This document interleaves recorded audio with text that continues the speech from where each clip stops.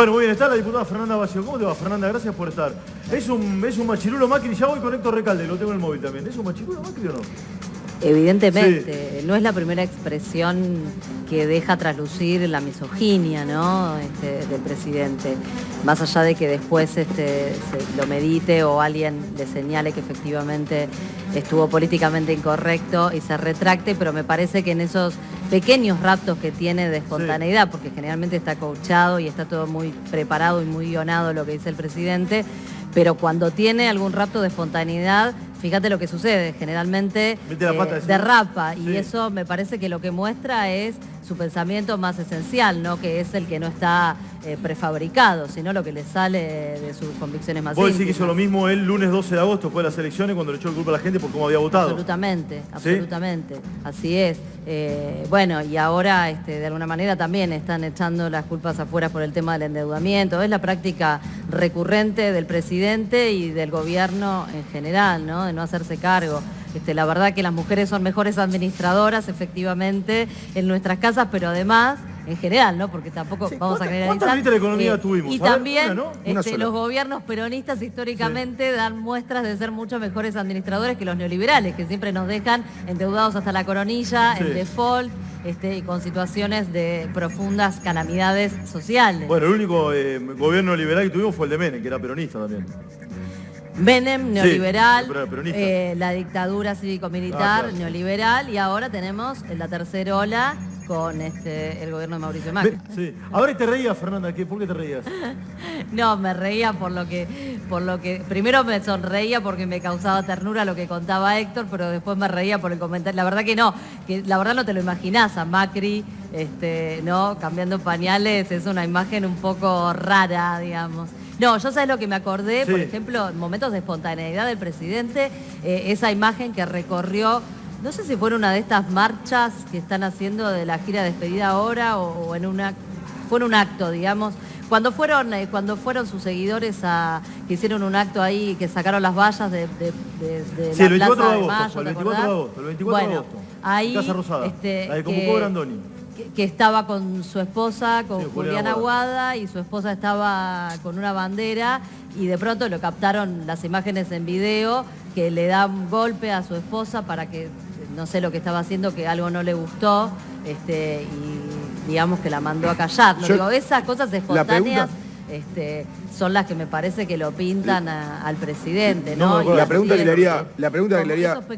Esos pequeños gestos, que no son tan pequeños y que dicen de cosas más grandes, se traslucen después o se traducen también en la lógica que adquieren las políticas públicas que él conduce, que son políticas que no han tenido absolutamente en consideración a las grandes mayorías nacionales y muchísimo menos a los sectores más vulnerables, ¿no? En definitiva, ese desprecio por lo popular, ese desprecio por los vulnerables, ese desprecio por lo nacional, también está enmarcado dentro de esa lógica de dominación, si querés, de lo que hablaríamos desde una perspectiva feminista, de lo que implica esa cultura del patriarcado. Yo le iba a preguntar. No es una novedad, porque este es un gobierno que muchas cosas las dice de la boca para afuera y las declama, y después cuando vos vas a ver en los papeles resulta que es distinto de lo que se dice de la boca para afuera. Entonces, la verdad es que lo venimos viendo desde hace...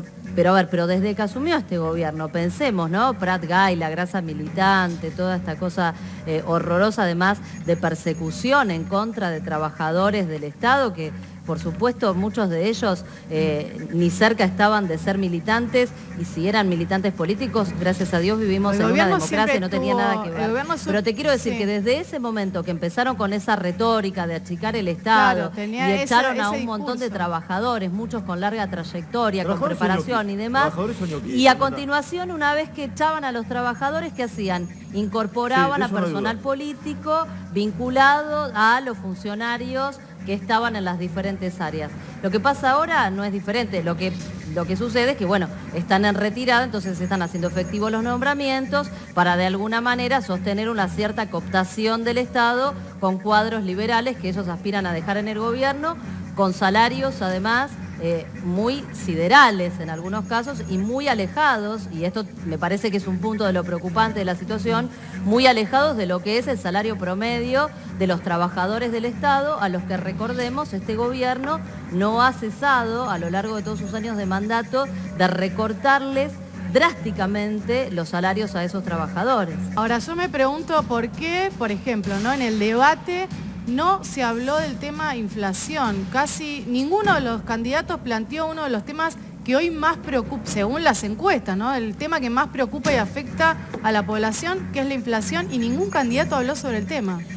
No, a mí me parece realmente que el formato del debate estuvo muy desfasado con la realidad de los problemas que aquejan a la sociedad argentina y los temas que le interesan. Creo que no ha sido un problema de los candidatos, sino que, a ver, el 90% los de organizadores, las angustias que dominan la vida de los argentinos y de las argentinas, no tengo ninguna duda, están en relación con la situación económica que hoy se vive, la inflación, el desempleo, los salarios que no te alcanzan, la imposibilidad de comer en algunos casos, que no son pocos, sí. El 50% de nuestros pibes bajo la línea de pobreza, la deuda, etcétera, etcétera, etcétera. Ahora, había un solo bloque para condensar todos los temas económicos y los candidatos tenían, creo que, 2 minutos para sintetizar su posición sobre el tema. ¿Cómo haces para hablar del 90% de la realidad de la vida de las personas y del país en 2 minutos? La verdad, es muy difícil. Me parece que el sesgo estuvo en cómo se organizaron los temas y que se le dio a la situación económica un espacio demasiado pequeño en comparación con la ponderación que tiene en la realidad nuestra de todos los días. Ahora, Fernanda, ¿tenían miedo de que se le escapara el tema? O sea, ¿tenían miedo a la discusión? Porque también los candidatos o los equipos de los candidatos estuvieron de acuerdo en el formato. A mí me parece que el debate estuvo armado de una manera sesgada. Digo, fíjate, ¿pero tenían miedo a un debate en serio? Los temas, fíjate el formato y fíjate también quiénes fueron los moderadores elegidos para participar del debate, ¿no? Desde la falta de participación de periodistas del interior del país y de otras provincias, hasta la pertenencia de la enorme mayoría de ellos a medios que comulgan o han venido históricamente comulgando con la posición del gobierno. Me parece que todo eso lo que te da es un marco de un debate que, bueno, estaba un poco como premoldeado de una determinada manera. No obstante, la realidad es que, como decía alguien que sabe mucho más que yo de todo esto, la única verdad es la realidad. Entonces, más allá de las formas del debate, de los temas que se quieran ocultar o de los que no se quiera debatir, a ver, la gente con la realidad se tiene que terminar enfrentando todos los días. Ernesto decía, bueno, la inflación en alimentos es un punto porcentual por encima. En el interanual estamos 10 puntos por encima de los alimentos que la tasa de la inflación general o incluso más. Bueno, y eso se siente en el bolsillo, por más que no te lo quieran contar o que no quiera que se debate, porque lo vemos todos cuando vas a hacer las compras al supermercado o como le pasa a millones de argentinos y argentinas, y sobre todo argentinas, porque, ¿no? Siguiéndole la corriente a Macri, somos las mujeres las que vamos a hacer las compras y las que cuidamos la billetera de la familia. No deberíamos, pero en la mayoría de los casos, sí. Y cuando vas al supermercado o al mercado del barrio y no te alcanza para comprarle leche a tus pibes, bueno, digo, eso es un drama familiar y eso es un drama social, porque no le pasa a una familia, le pasa a millones de familias en la Argentina. Y entonces, digo, cuando la realidad económica y social tiene una capilarización y una profundidad de la que ha adquirido la realidad y el drama de la realidad económica argentina, no hay posibilidades de ocultarlo. Y por eso se dieron los resultados que se dieron en las elecciones primarias en agosto y se va a dar el resultado que se va a dar en octubre, porque realmente, por más que digan lo que digan, la realidad no se puede ocultar, y la realidad es que los argentinos ya no pueden seguir viviendo con este nivel de asfixia económica y de drama, verdadero drama cotidiano. Fernanda, la idea final, con lo que vos quieras. No, me agarro de lo que planteaba Ernesto y también de lo que planteaba Héctor, porque bueno, Macri tiene muchas causas, pero una de las causas que tiene que ver justamente con el acuerdo que firmó con el Fondo Monetario Internacional, ¿no? Recordemos ese acuerdo que nunca atravesó por el debate parlamentario y por lo tanto donde está cuestionada la constitucionalidad misma del acuerdo y de ahí para abajo muchas cosas más.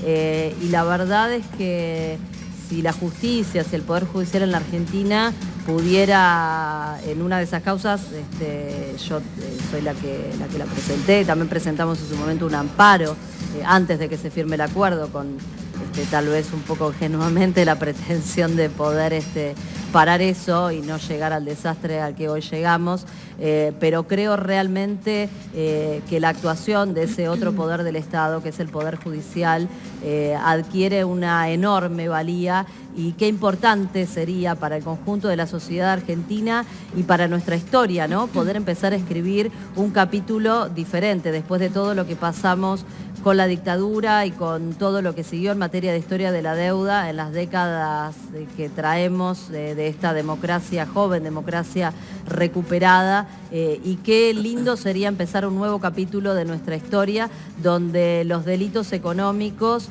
dejen de estar bajo ese manto de impunidad, ¿no? Que era lo que ellos decían, bueno, nadie fue preso por un tarifazo, ¿no? Como una expresión, tal vez no necesariamente alguien tenga que ir preso, no importa cuál es la pena que le cabe en función del delito de que se trate, pero qué valioso sería que en esta nueva etapa que se abre en nuestra democracia argentina, los delitos económicos que tanto daño han generado y los responsables, por supuesto, de llevar adelante esos delitos, no queden esta vez impunes. Esta es mi reflexión y diría que mi deseo, ¿no? Gracias, Fernanda, por haber venido. Economista, diputada nacional, Fernanda Vallejo.